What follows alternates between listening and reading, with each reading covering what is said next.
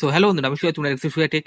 তো আজকে আমি দেখাবো যে এই ধরনের যে 3.7 ভোল্টের যে লিথিয়াম ব্যাটারিগুলো আছে, তো এই ব্যাটারিগুলোর চার্জার আপনারা ঘরে বসে কিভাবে করবেন, জাস্ট নর্মাল কিছু জিনিস দিয়ে, যাতে আপনার 20 থেকে 30 টাকা মতো খরচা হবে, তাও না।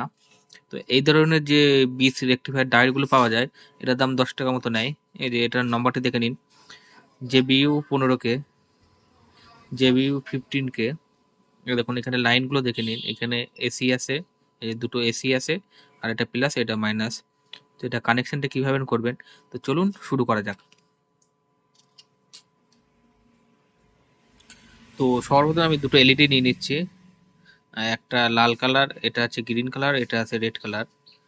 তো এলইডি দুটোর আমি হচ্ছে প্লাস যে পয়েন্টটি আছে, তো প্লাস পয়েন্টটি আগে আমি বের করে নেব। তো এই দেখুন প্লাস পয়েন্ট এটাই আছে, প্লাস পয়েন্টটি যে বের করে নিলাম।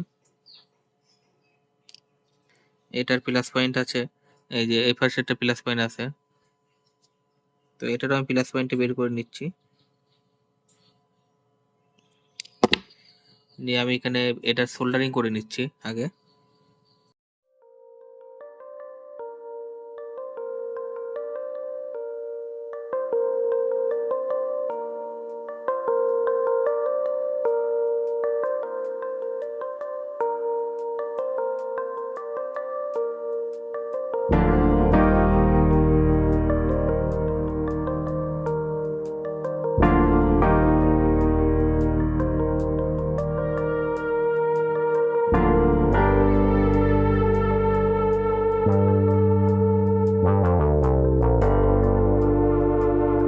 তো এই দেখুন আমি কিভাবে এটা সোল্ডারিং করেছি, তো আপনারাও দেখে নিন।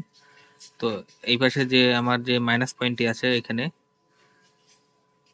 তো এই দেখুন মাইনাস পয়েন্টটি আমি এই এলইডি প্লাস লাইনটি লাগালাম, আর এই পাশে যে প্লাস লাইনটা আছে সেখানে আমি এই গ্রিন কালারের এলইডি প্লাসটি লাগালাম। তো আমি এখানে এখানে মাঝখানে সোল্ডারিং করে নেবো।